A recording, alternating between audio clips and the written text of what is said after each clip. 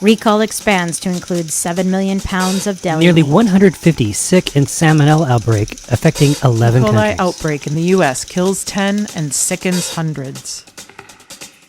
All these headlines about food safety. This isn't just policy, it's personal.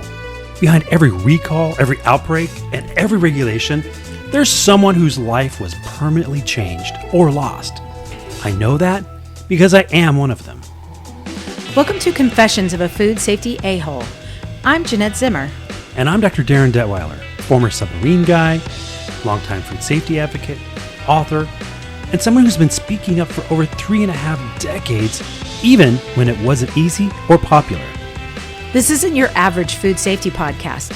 We're not talking about bacteria and best practices. We won't be teaching you the proper temperature to cook a chicken breast. 165. Or even how to pronounce Listeria monocytogenes. Not even close. We're diving into the culture, the conflicts, and the human cost of getting it wrong. We'll share stories, some painful, some funny, all true. Revealing the real experiences of someone who's spent a lifetime behind the scenes. These aren't stories you read about in newspapers or magazines, and they're not found on conference agendas. What they are everyday experiences of people who have dedicated their lives to making sure you have access to safe food. Because when it comes to protecting every plate, it's not just policy and data. It's personal. And it's time we start talking about it like it is. Welcome to Season 1, Episode 1 of Confessions of a Food Safety A-Hole. I'm being optimistic here because I suspect there will be multiple episodes. I believe Multiple there's enough... seasons, sorry. Multiple seasons, yeah. Well, multiple episodes of multiple seasons. I think there's enough content, both past, present, and unfortunately, future. Yeah, true. And also the idea of just many different perspectives. Yeah. Well, Gennette, our podcast is called Confessions of a Food Safety A-Hole, and perhaps we should address the elephant in the room before we kind of set the table with our inaugural episode. Okay. What is the elephant in the room? I would imagine that most people listening to this, if they're not turned off by the idea of Confessions of a Food Safety A-Hole, they're curious as to what it means. And I think that there's two ways of looking at it. Either A, there's different people. There's the scientist, the lawyer, the policy expert, the historian, the advocate, the consumer, the industry leader, and the food safety a-hole. Mm-hmm. Or perhaps that food safety a-hole can be found in each and every one of us. And we have the ability to say, sometimes I'm going to be this and sometimes I'm going to be that. Okay, but what do you mean by food safety a-hole? I think that food safety a-hole is...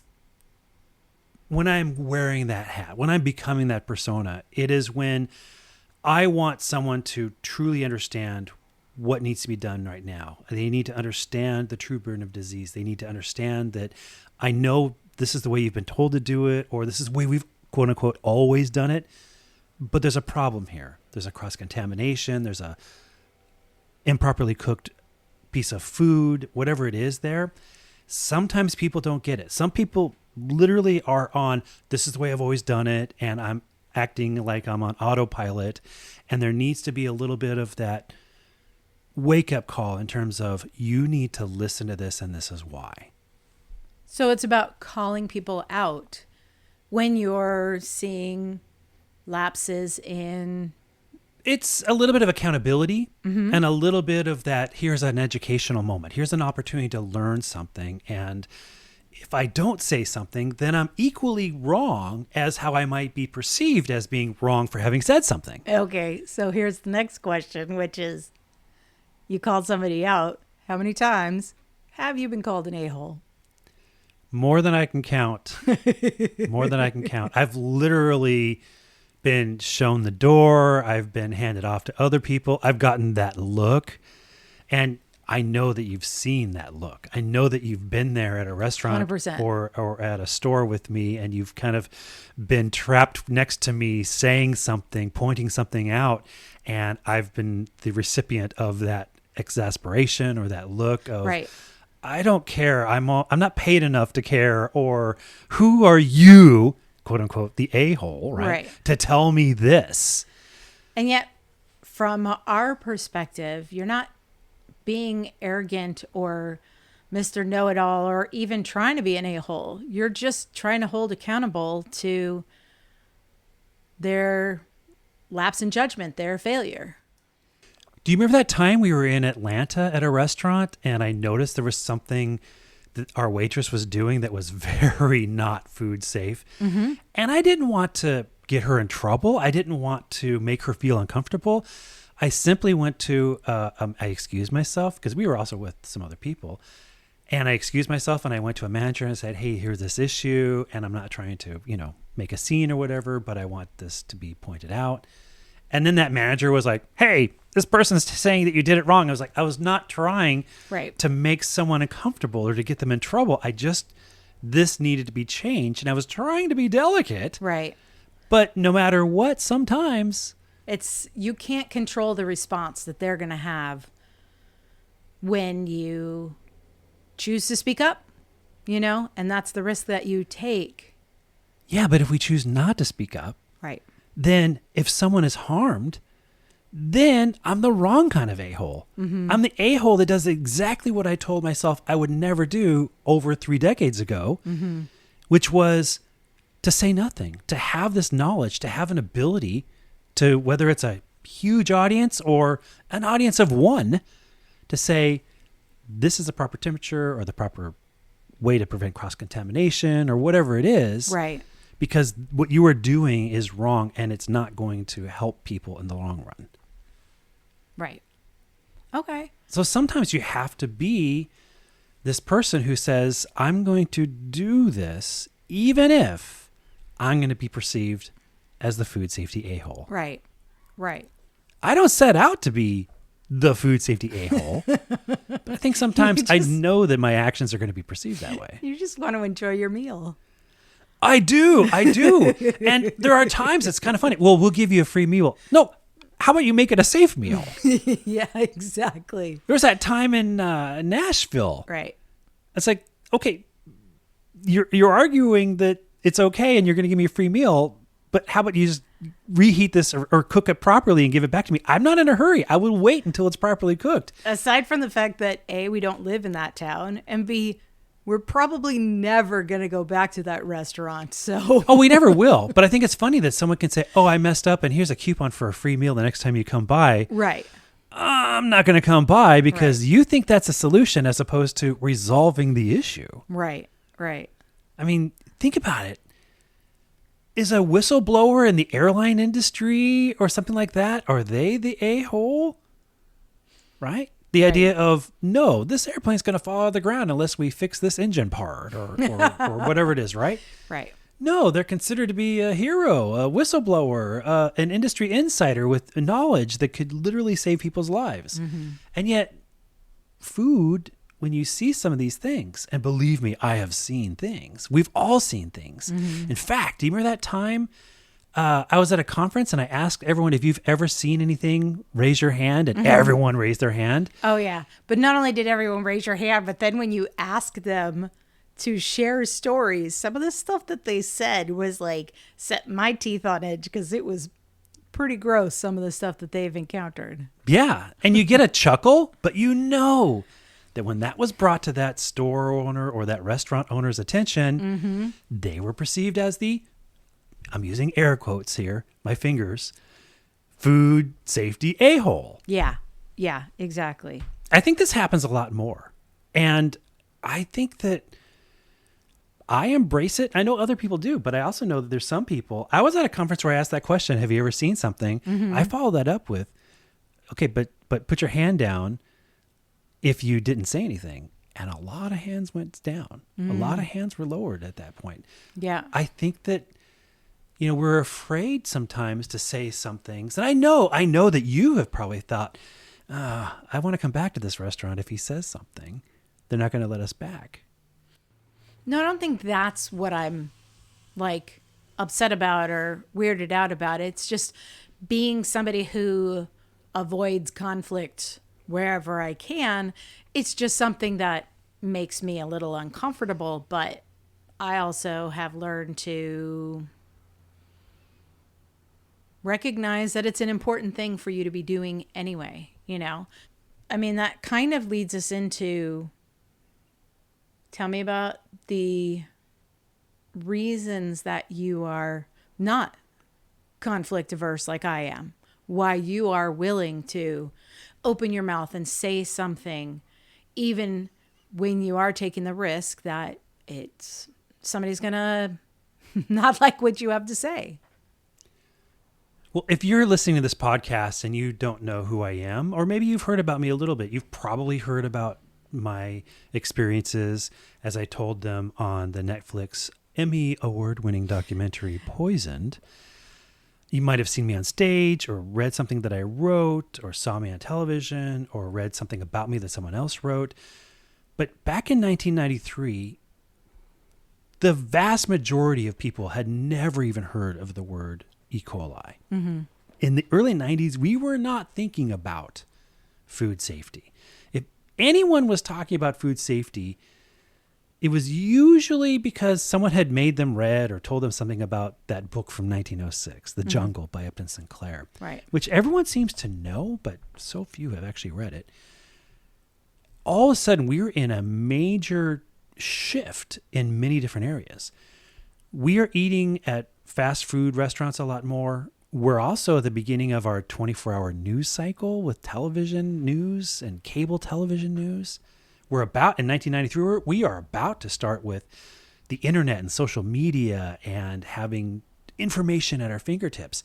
All of a sudden, we have a situation where there is a very headline evening news coverage of this E. coli outbreak that sent over 150, mostly young children, to the hospital. It sickened over 700 people, and there were 4 children that died. The last one was my son. He was the youngest child, and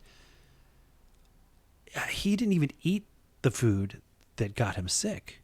Here's another learning element here, is people were learning that, A, this is a pathogen that can be this dangerous. It can kill children. It's found in food that we just kind of take as being, a staple of the American diet, the hamburger. It's a hamburger. It's a hamburger. Part of America. Most people are like, oh, I want it raw. What's the worst that can happen, right? But we're also learning that it's not just eating the contaminated food that's problematic. It can be person-to-person contact. There's other ways of getting this pathogen into your system. And it makes the headlines, and here I am left with this idea that, okay, I have just learned about this on my child's literal deathbed. My son is dead. What do you do now as a result of this? In another episode, we might go into more detail about what happened in 1993, but I think that after the fact, that recognition of I had an opportunity to go, well, I either ignore it and move on, or I say, having learned through this experience, I have an opportunity to perhaps prevent someone else from going through what we did. And you start looking at how you could be influential. Yes. There was a movie called Lorenzo's Oil back then where there was a sick child with some disease, and the parents, they were scientists, and they came up with a cure for their kid. Well, I'm not at this point a scientist who can come up with a cure for E. coli. And even if I did, I'd have to also come up with a time machine. So you have to look forward. And I don't want to be measured by what happened to me. I want to be measured by what I did with that experience, in terms of I have the ability to impact others, in terms of I can help perhaps with this burgeoning new food safety culture to prevent other people from going through what I did. Right. So would you say there's like a moment or some like ping of clarity that made you become who you are today? That's a great question. It's hard to go back and say this moment of this day, but I think if with all sense of clarity, I can go back to a promise I made, in that I lost my son, but I didn't want my son to ever have lost his father. Meaning that, how could I ask someone else to resolve this if I wasn't even going to play a role? How can I feel comfortable going to bed at night if I never said anything, never did anything, and just expected other people to do so, and was thus maybe okay with further illnesses and hospitalizations and deaths, yes, they do take place, and I can't stop and prevent everything. But if I don't even try, then that never will be part of that. But I think it's also been a journey where I've had to realize that whether I'm in the classroom, whether I'm with industry people, I can't always be this person was wrong, this thing is wrong, this company was bad, they're the culprit, that kind of a thing. I mean, nobody's going to want to interact with you if you're the kind of person that's constantly pointing fingers, right, or acting the victim, or, in the face of unimaginable tragedy, how do you respond? Yeah, who wants to invite a Debbie Downer? That's an SNL reference. Who wants to wah, wah. There's kind of like two sides of the fence on this. On one side of the fence, I go to a lot of events where no one talks about the true burden of disease. No one talks about what happens to consumers, what happens to families. That perspective is not included. So I do think it's important to be part of the ingredients, but it can't always be the main ingredient. Mm-hmm. I don't think it's healthy or sustainable to be locked in the past all the time, to be in the, I have an opportunity and all I'm going to do is tell you this story about what happened back then. Now, mind you, I'm 3 decades beyond this. Earlier, back in the 90s afterwards, did I tell that story a lot more? Yes.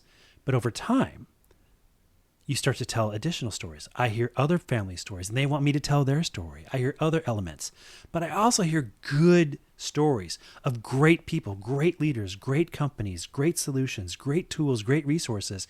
And I want to share how that's part of the solution, if you will.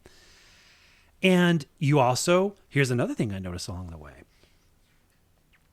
I'll go to events and people will give the regulatory update, the scientific update, which are all important, but where is that motivational speech? Mm-hmm. It's almost like cliche, the idea of some industry event, and you got that motivational speaker. Where is that within the food safety industry? So I decided that perhaps I could find a better balance. And yes, there are times when I can be the food safety a-hole, but there's also the times where I can be the food safety icon that is motivational and inspirational and is supportive of our past, present, and current leaders in this sector. But still, the choice to speak up is just fully meant to honor your son and making sure that what you're doing in that way is not just about industry conferences, but day in and day out life, noticing the failure of freezer temperatures at the airport, or undercooked meat that's on the plate that you've been served, or somebody chewing gum. All of these things are failures that you have chosen to speak up about. Very, very true. And there are times where I have to think through, okay, how much do I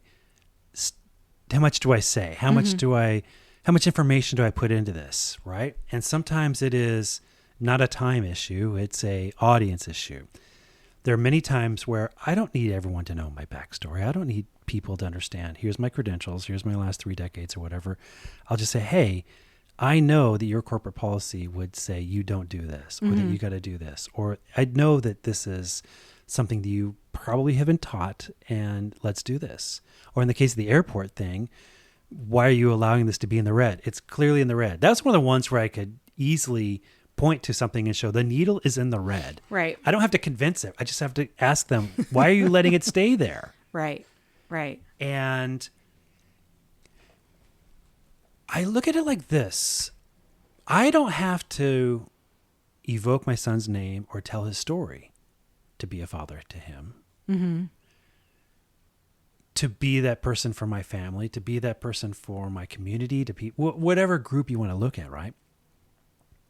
But I think I have to be true to myself in that I know that if I ignored it, that's not me being authentically Darin. Mm-hmm. And sometimes being authentic is not a one-size-fits-all. Even if the right thing to do at the right moment is to accept the fact that you're going to be perceived as a food safety a-hole. Sure. We've been together for the last 12 years at the time of this recording. And 13? 13? We're in 25. I guess it is 13. All right, I'll start over again. I don't know. I kind of like that as part of the... Okay. So adjusting, it's 13, not 12. Yes. But it seems like sometimes it's been a blink of an eye. And other times it feels... forever. Exactly. You know why sometimes it feels like forever? Why?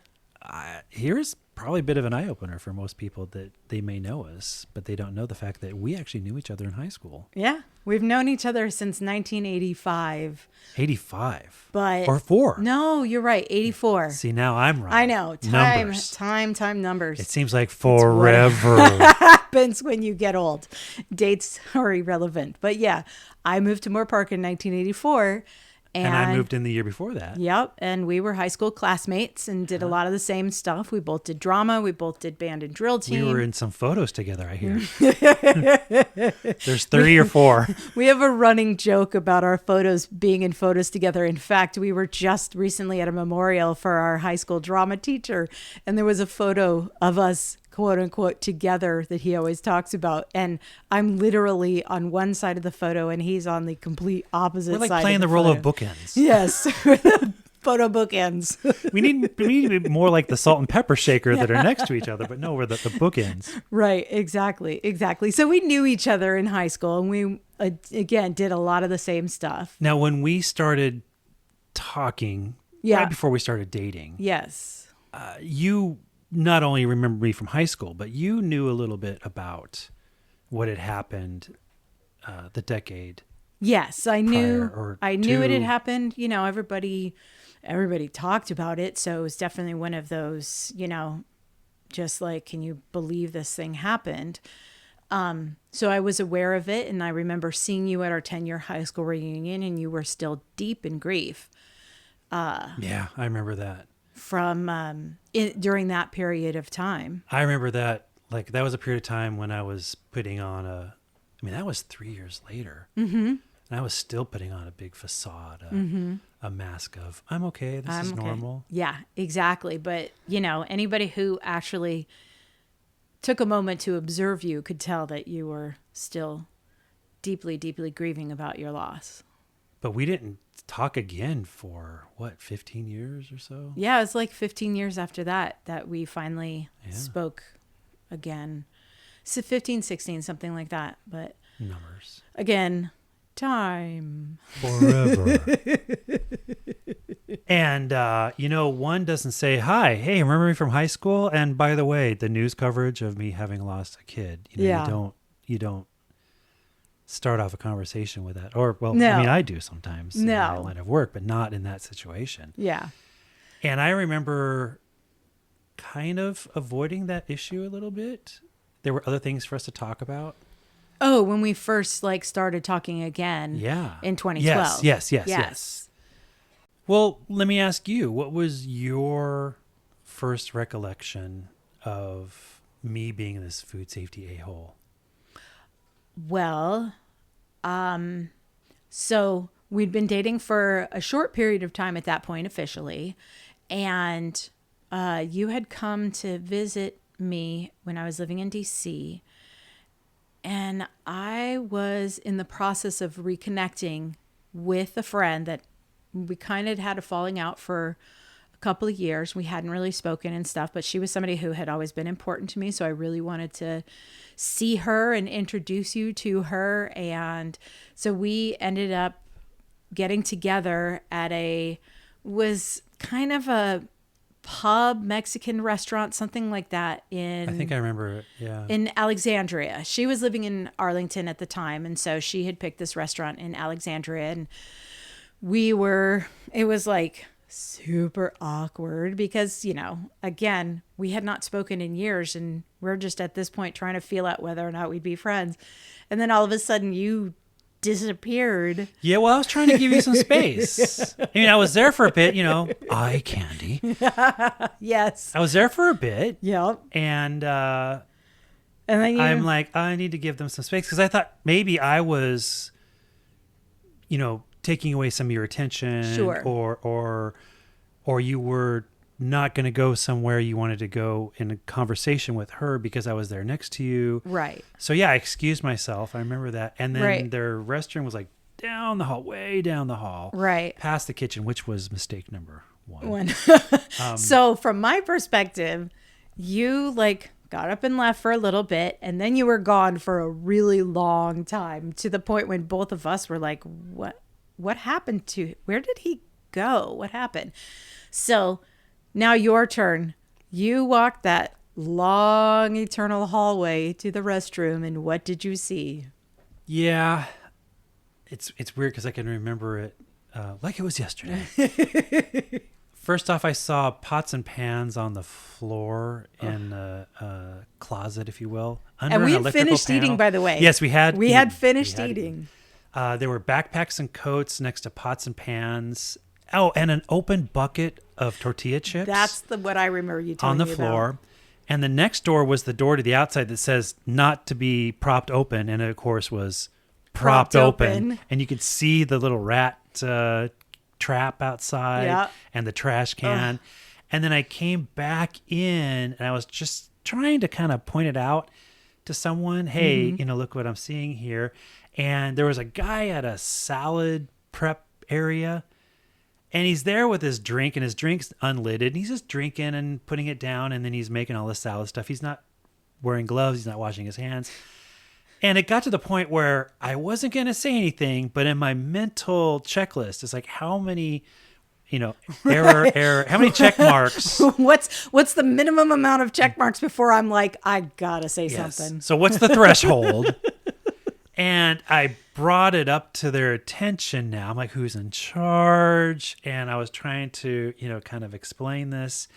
And it wasn't going well in terms of, even as I'm talking, I'm finding more problems. Right.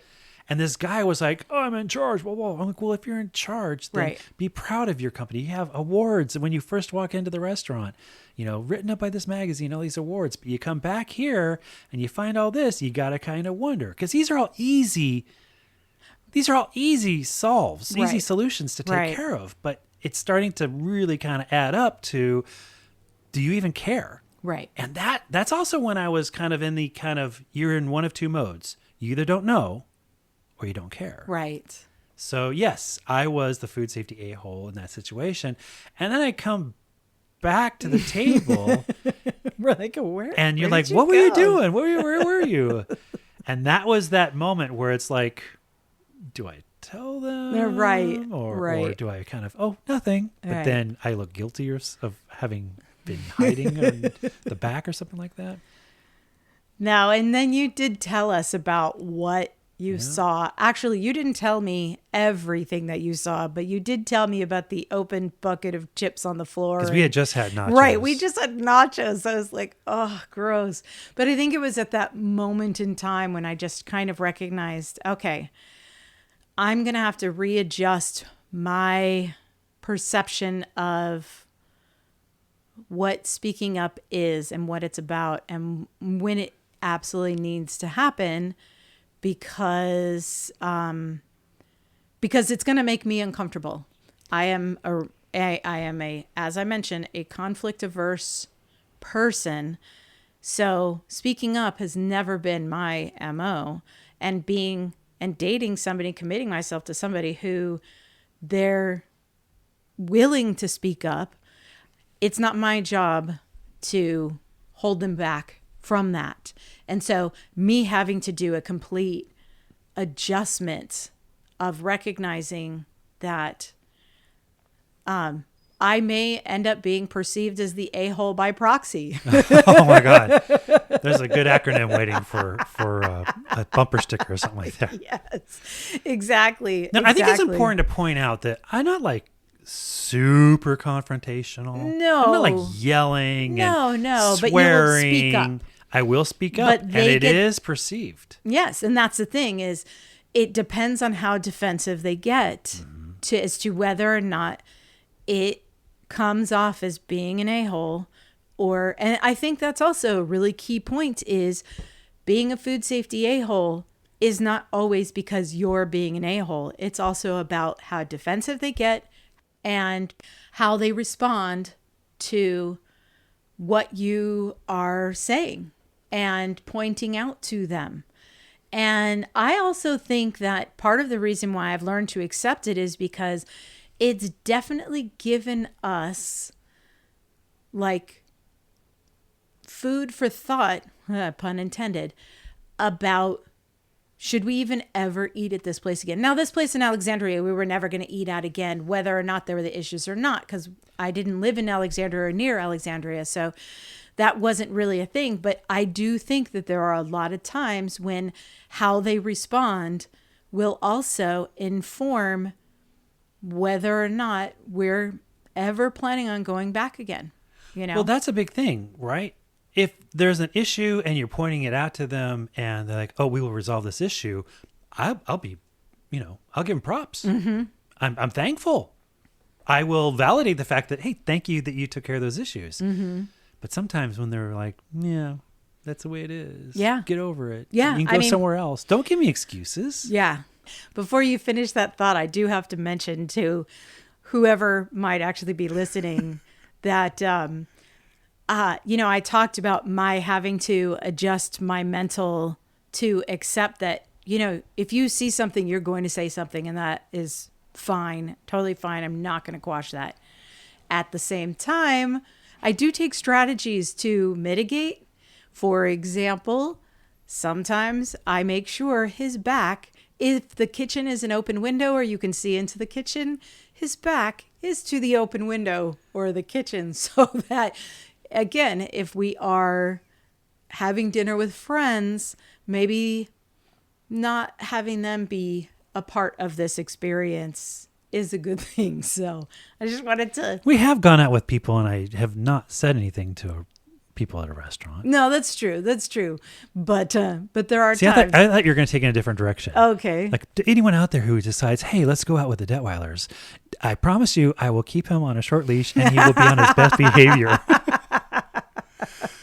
It does make it sound like this is like I'm a one-trick pony and this is all I ever do, and it's not an experience to hang out with Darin unless. But it is what the podcast is meant to be about. It is true. It is true. It's only, I guess, funny to some extent if there's an ounce of truth to it. And so, yes, I have on occasion tried to find the best way to say something, when even if we're out with people. Sure. But again, striking a balance. Yeah. Work-life balance. Yeah. When I was a high school, middle school teacher, I used to have this thing where if I was going to call a parent because of something bad, I was going to cleanse the palate by calling someone with good news. Okay. I didn't know that. Oh, yeah. That's great. Well, I had all the students' phone numbers, Of course. So, if I just called about Johnny and how he got in trouble at school or whatever, I'm going to call about Sally's parents and tell them how Sally did really great today or whatever. And somehow I felt like my conscience is better now. Balancing the scales. Balancing the scales. I do think about that today in terms of if I'm always pointing out when there's a problem and I'm never validating someone who went the extra mile or who did the right thing, it's the same thing, right? Because if you only point out the bad and you never point out the good, then it's kind of mixed messages there, right? And, it's like, was it catching more flies with sugar or whatever? Honey. What? Catch more flies with honey. Oh, I thought you were calling me honey because, we're married forever. You catch more flies with honey than vinegar? Yes.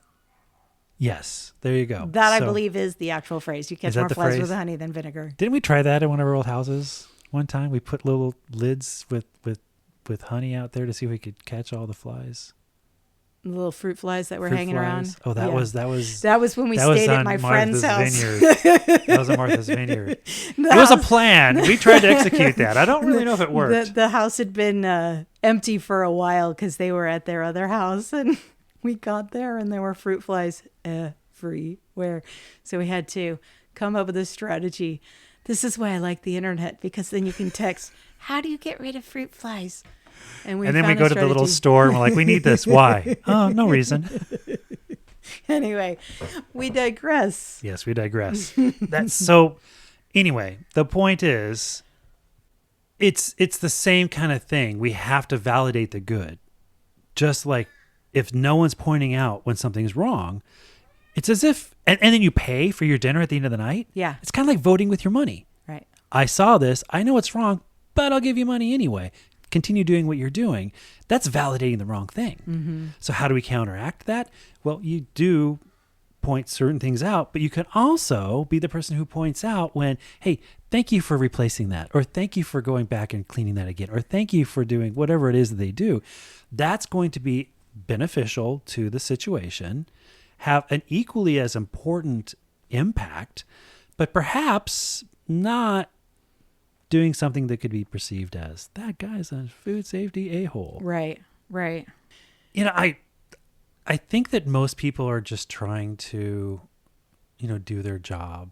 I do get that. But I also know that most people don't want to think that their job puts someone in harm's way. But I do think that, your point of they don't know or they don't care, which is why it's sometimes just extremely important for you to speak up and tell them, so that if it's a matter of they don't know, then they'll take the note and move on. Yeah. And maybe do it better next time. Well, and that's one thing I don't think we've really actually said, is that it's not about calling people out. It's not about putting people on the defensive. It's about assuming the best in people they don't know. And if they don't know, then point it out.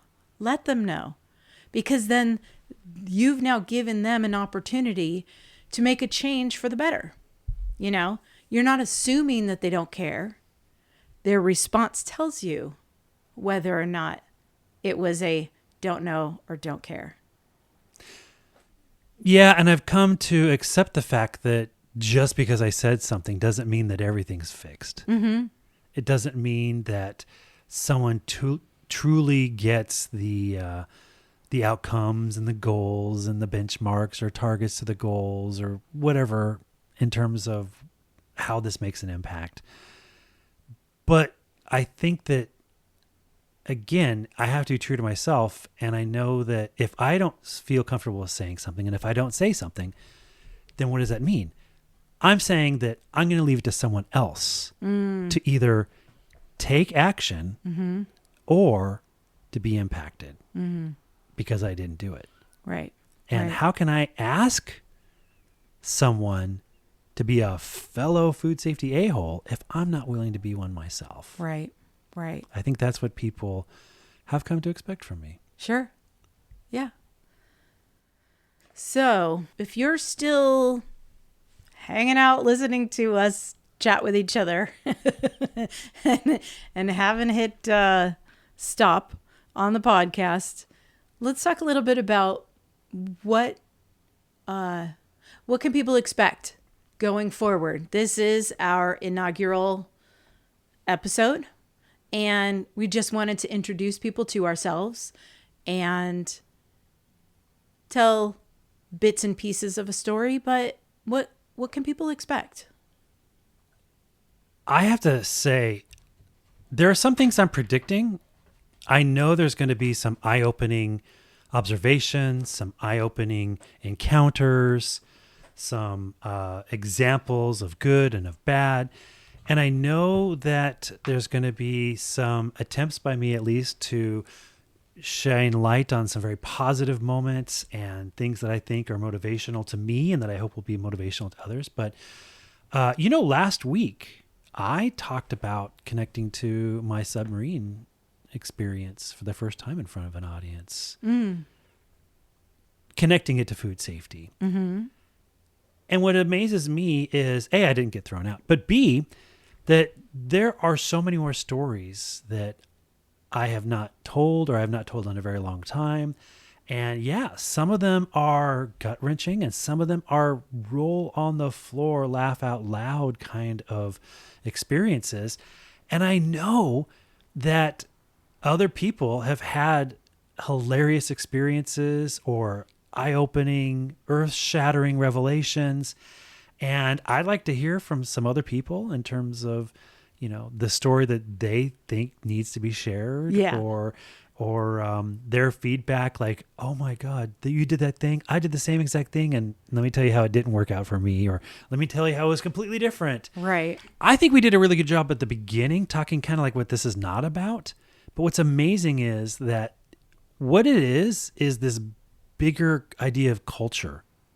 The idea of, if there is a food safety culture and if we are in this culture, then we should embrace the storytelling that would take place within a culture. If not to validate those people who are in the culture now, maybe to put something out there who may join us in this food safety culture down the road.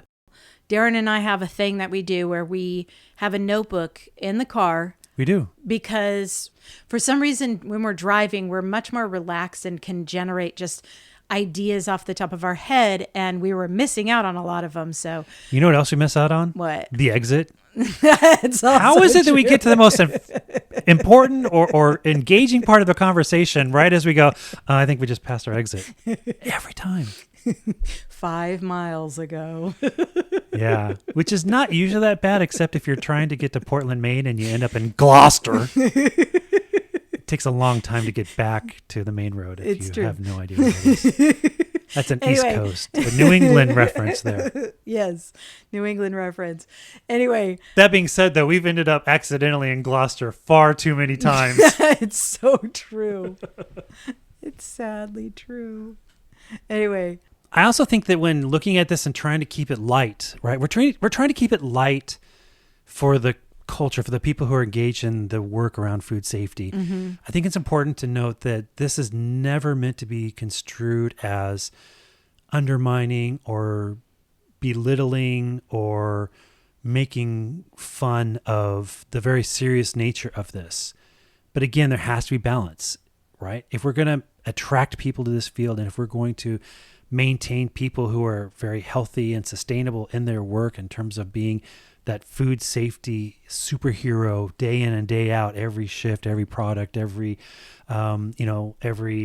brand, whatever it is, you have to have that support and validation and that sense of there is a bigger culture out there that has elements for everyone. So there will be times where I will have to keep my emotions in check. sure.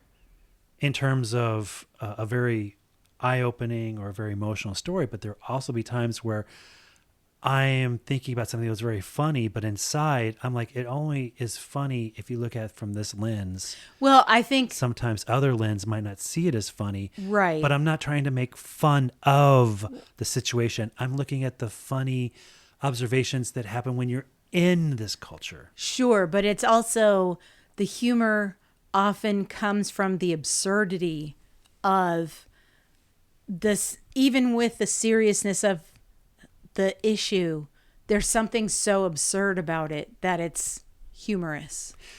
And Yeah. that's kind of what we're hoping for as we go along and start sharing stories and talking about it, because it is a serious topic. It is definitely something where, failures in food safety They destroy families, destroy families. futures. Yeah. At the same time, this culture of food safety has evolved to the point where you have opportunities to speak, to write, to network, to be in organizations, to attend conferences. I remember the first time I brought you to one of those conferences with me. And I believe I said, oh, it's just like going to a high school reunion. And the look on your face was like, what? Okay. Yeah. But, again, we are bombarded by news of failures and by data that shows us that, unfortunately, all these years later, 48 million Americans get sick, 128,000 are hospitalized, and some 3,000 die. That being said, I don't think I could do this work for another decade, another 2 decades, another 3 decades still if it wasn't for the fact that I'm surrounded by some incredible examples, some incredible stories, some very motivational aspects of what we do.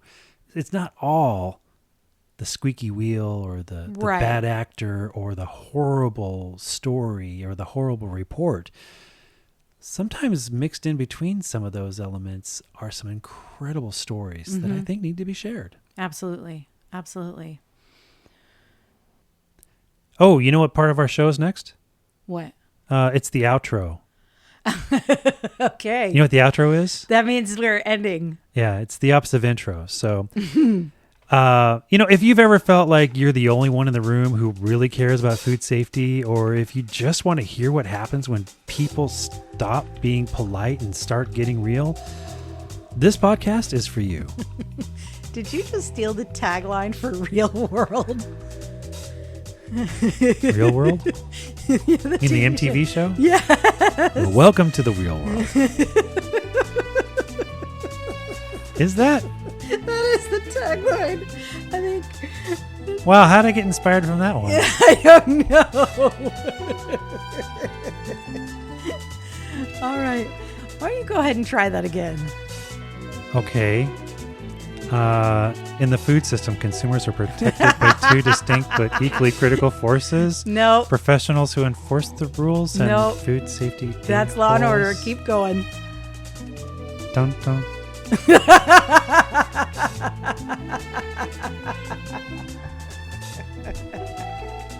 Okay. Thank you for listening to Confessions of a Food Safety A-Hole. Please subscribe, leave a review, share it with your fellow rebels. See you next time. Dun, dun.